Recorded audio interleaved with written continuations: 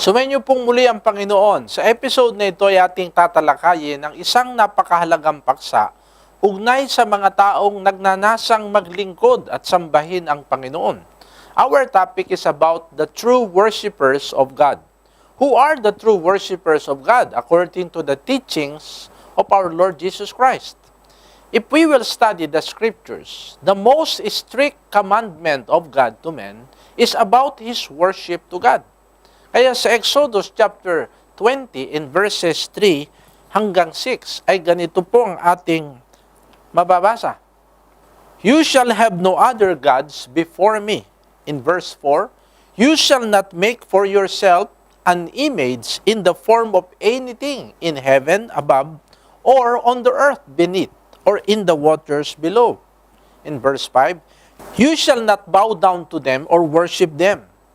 For I, the Lord your God, am a jealous God, punishing the children for the sin of the parents to the third and fourth generation of those who hate me. In verse 6, but showing love to 1,000 generations of those who love me and keep my commandments. Kaya itong mga talatang ito na nabasa natin, makikita natin na ito ang pinakamahigpit na utos sa 10 utos ng Panginoon. Kaya sabi, you shall not have other gods before me. Mapapansin po ninyo, ang salitang gods dito ay starts with small letter. Ang ibig sabihin, hindi tumutukoy sa Diyos, kundi sa ibang mga Diyos. Sa verse 4 naman, makikita natin ang isa pang mahigpit na utos. You shall not make for yourself an image in the form of anything in heaven above or on earth beneath or in the waters below. Kaya hindi ng Diyos pinapahintulot na magkaroon o gumawa ng mga image ng anumang anyo dito sa sanglibutang ito. Ang salitang ginamit ay anything in heaven above. Lahat ng matatanaw mo sa kalangitan, hindi dapat isipin mo na yun yung anyo ng Diyos. Or ang sabi, on the earth, lahat ng narito sa lupa.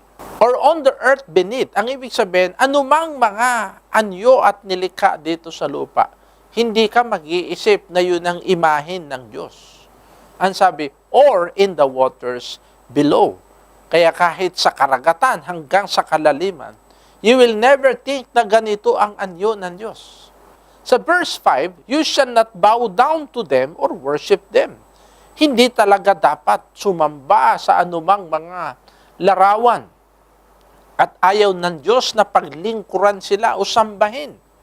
Bakit? Sapagkat ang sabi ng Panginoon, pag ginawa ito ng tao, ang sabi, He will punish the children for the sins of the parents to the third and fourth generation of those who hate me. Kaya mapapansin ninyo, napakahigpit talaga ng utos na ito na ugnay sa pagsamba ng tao sa Diyos. Kaya makikita natin na napakalaki ang pagpapahalaga ng banal na kasulatan tungkol sa kautusan ng pagsamba ng tao sa Diyos. In fact, this is also the only work of men on earth that will remain up to eternity. Sa Isaiah chapter 66 verses 22 to 23 ay ganito ang ating mababasa. For as the new heavens and the new earth which I will make shall remain before me, says the Lord, so shall your descendants and your name remain. And it shall come to pass that from one new moon to another, and from one Sabbath to another, all flesh shall come to worship before me, says the Lord. Mapapansin ninyo, ano raw ang pagsamba? Gagawin ito ng tao hanggang sa likhain ng Diyos ang new heavens and new earth. Sa makatwid, magpapatuloy na kahit na wala na itong mundong kinabubuhayan natin. Sa panahong likhain ng Diyos ang new heavens and new earth, magpapatuloy ang gawain ng pagsamba ng tao sa Diyos. Kaya darating ang panahon na lahat ng ating ginagawa dito sa mundong ito, hindi na natin gagawin sa eternity. Pero meron lang isang gawain na ipagpapatuloy natin. Ito ay ang pagsamba sa Panginoon. Kaya sa mga katotohanan ito, dapat talagang mapahalagahan ng tao ang pagsamba sa Diyos. Ngunit sa isang banda naman, ay hindi lamang dapat tayo sumamba sa Diyos. At kung tayo'y nagpapahalaga, dapat matiyak natin ang ating pagsamba ay tinatanggap ng Diyos at kalugod-lugod sa Diyos. Sapagkat posible din na masamba natin ang Diyos sa walang kabuluhan. Sa salita po ng Panginoong Jesucristo dito po sa Marcos, Kabanatang 7 at talatang 7 hanggang 8, ay ganito po ang ating mababasa. Datapwat walang kabuluhan ang pagsamba nila sa akin, na nagtuturo ng kanilang pinakaaral ng mga utos ng mga tao. Nilisan ninyo ang utos ng Diyos at inyong pinangahawakan ang mga salit-saling sabi ng mga tao. Kaya mapapansin ninyo, hindi lahat ng pagsamba ay tinatanggap ng Diyos. May mga pagsamba na itinuturing ng Diyos na walang kabuluhan, sapagkat ang kanilang pagsamba ay pagsunod sa turo at utos ng mga tao. Nang sabi ng Panginoon, nilisan ninyo ang utos ng Diyos at napanghawakan ang salit-saling sabi ng mga tao. Kaya sa tanong na, who are the true worshipers of God in the Bible? In John chapter 4 verses 22 to 24, we were taught by Jesus Christ on who really are the true worshipers of God. Ganito ang ating mababasa sa mga verses na ito. You Samaritans worship what you do not know. We worship what we do know, for salvation is from the Jews. Yet a time is coming and has now come when the true worshipers will worship the Father in the Spirit and in truth. For they are the kind of worshipers the Father seeks. God is a Spirit, and His worshipers must worship in the Spirit and in truth. Kaya sa mga talatang ito, makikita natin na merong tinatawag na true worshipers of God. Those are the kind of worshipers that the Lord is seeking, ang mga true worshipers. Ngayon, tignan po natin sa mga talatang binasa natin, who are the true worshipers of God? Number 1, in verse 22, ang sabi ng Panginoon, you worship what you do not know, we worship what we know, for salvation is from the Jews. Ang ibig sabihin, the true worshipers are those who know whom they worship. Kaya sabi ng Panginoon sa Samaritana, you worship what you do not know, we worship what we know. Ang sinasabi pala ng Panginoon na true worshipers of God ay ang mga sumasamba na kilala nila yung kanilang sinasamba. Dahil pagtitignan po natin itong mga Samaritans, they are people who worship what they do not know. Yan ang napapaloob sa pangyayaring ito. Kaya sinabi ng Panginoon na sinasamba ninyo ang hindi ninyo nalalaman, ngunit kami, sinasamba namin ang nalalaman namin. Ang ibig sabihin, dapat pala sa pagsamba, kilala natin ang Diyos na ating sinasamba. Kaya ang pagsamba sa Diyos, dapat kilala mo ang Diyos na iyong sinasamba. Because to know God in worship is to be known also by God. Kaya sa Galatians 4 in verse 9, ang sabi ni Apostle Paul ay ganito, so now that you know God, or should I say, now that God knows you. Ay ang ibig sabihin pala na we know God, God knows us. Kilala tayo ng Diyos, kinikilala tayo ng Diyos. Kaya napakahalaga po na ang pagsamba ng tao sa Diyos, kilala niya ang Diyos na kanyang sinasamba. Ngunit ayon sa salita mismo ng Panginoon, may mga tao na sumasamba na hindi nila kilala yung kanilang sinasamba. There are people who worship what they do not know. Ang isang halimbawa niyan, itong nasa 2 Kings chapter 17, verses 26 to 34, ang mga Samaritans. It was reported to the king of Assyria, the people you deported and resettled in the towns of Samaria do not know what the God of that country requires. He has sent lions among them which are killing them off, because the people do not know what He requires. Then the king of Assyria gave this order, have one of the priests you took captive from Samaria go back to live there and teach the people what the God of the land requires. So one of the priests who had been exiled from Samaria came to live in Bethel and taught them how to worship the Lord. Nevertheless, each group made its own gods in the several towns when they settled, and set them in the shrines of the people of Samaria had made at the high places. Verse 30, the people from Babylon made Sokot Binut. Those from Kuta made Nergal, and those from Hanat made Ashima. The Abites made Nibhas and Tartak, and the Sepharvites burned their children in the fire as sacrifices to Adramelech and Anamelech, the gods of Sepharvaim. In verse 32, they worshiped the Lord but also appointed all sorts of their own people to officiate for them as priests in the shrines of the high places. 33. They worshiped the Lord, but they also served their own gods in accordance with the customs of the nation from which they had been brought. 34. To this day, they persist in their former practices. They neither worship the Lord nor adhere to the decrees and regulations, the laws and commands that the Lord gave the descendants of Jacob, of whom He named Israel. Kaya dito mapapansin ninyo, napakapanganib ang tao kung hindi niya alam kung sino ang kanyang sinasamba. Kaya dito sa mga talatang ito, ang kanilang isip ay sa Diyos. Sabi sa verse 33, they worship the Lord. Pinapatungkol nila sa Diyos. Ngunit ang panganib, sabi diyan, they also serve their own gods in accordance with the customs of the nation from which they had been brought. Yan ang panganib. Pag ang tao sumasamba sa Diyos, pero meron siyang ginawang Diyos-Diyosan na batay sa mga kaugalian ng tao ang kanyang paglilingkod.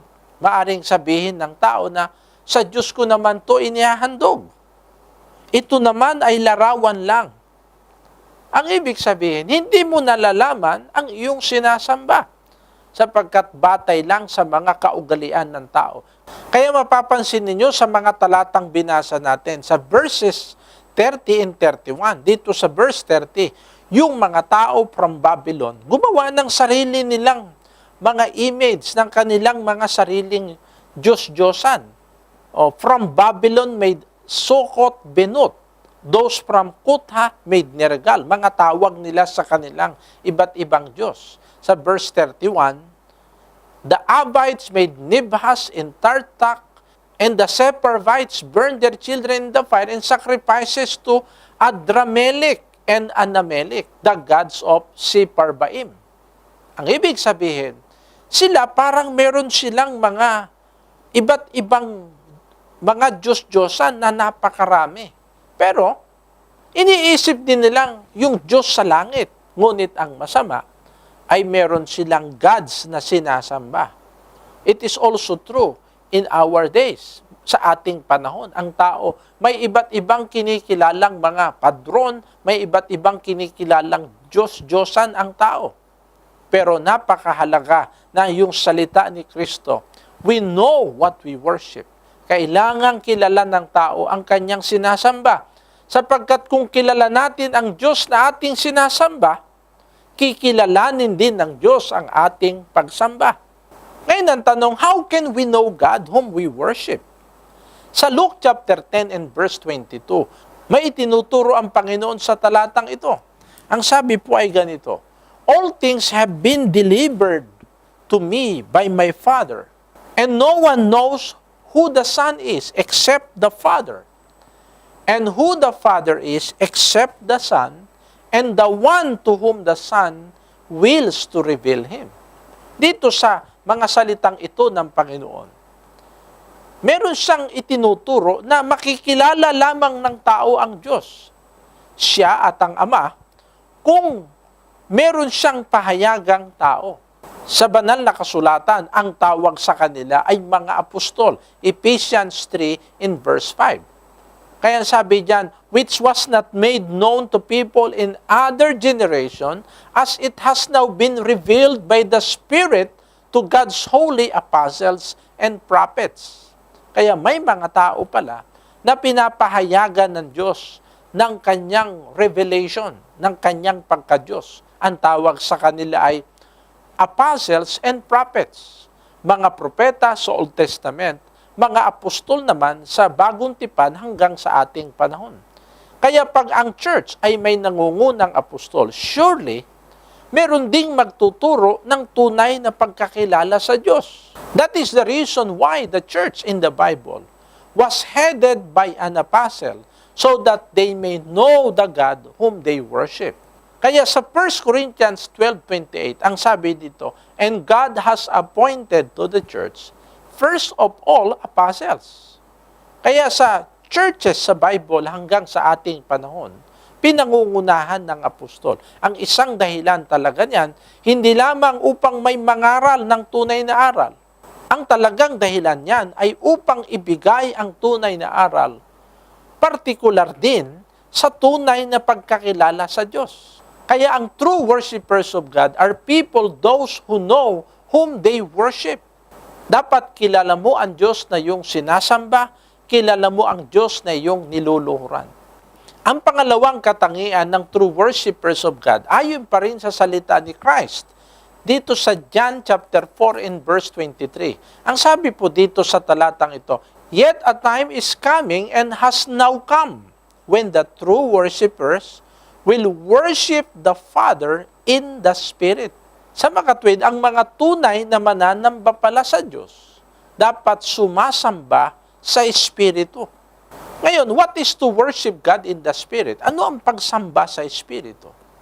Sa Philippians chapter 3, verse 3, ay ginabayan tayo ni Apostol Pablo sa mga salitang ito. Ganito ang ating mababasa. For we who worship by the Spirit of God are the ones who are truly circumcised. We rely on what Christ Jesus has done for us. We put no confidence in human effort. Kaya ano ang worshiping God in the Spirit? We put no confidence in human effort. Ang ibig sabihin, ang ating pagsamba sa Diyos, not in what we have and who we are. Kaya yan ang salita na no confidence in human effort. Sa Amplified Translation, sabi, for we who are born again have been reborn from above, spiritually transformed, renewed, set apart for His purpose, and are the true circumcision who worship in the Spirit of God and glory and take pride and exalt in Christ Jesus and place no confidence in what we have or who we are in the flesh. Kaya ang pagsamba, hindi yung nasa atin, hindi yung kung sino tayo. Yan ang pagsamba sa Espiritu. Kaya ang pagsamba ay wala sa anumang kalagayan. Kaya mapapansin nyo sa ating panahon, may mga relihiyon na by human effort, sa kalagayan talaga ng tao. Kaya sa kanilang mga pagsamba, sa kanilang mga pagsiservice, may tinatawag pang regular, may tinatawag pang espesyal.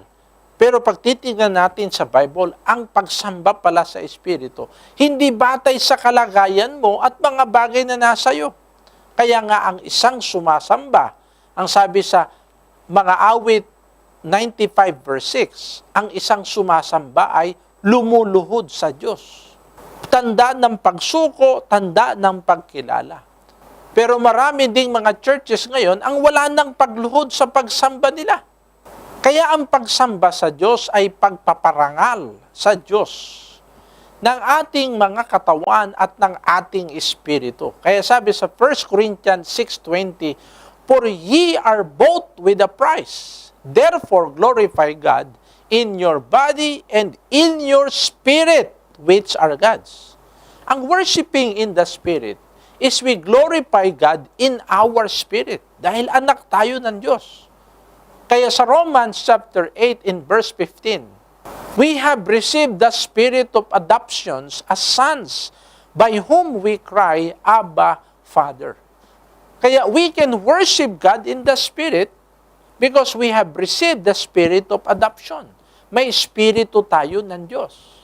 Ang isa pang kahulugan na worshiping God in the Spirit, dito sa salita ng Panginoon sa Luke 24:39, ipinaliliwanag niya that a spirit does not have flesh and bones, as you see I have.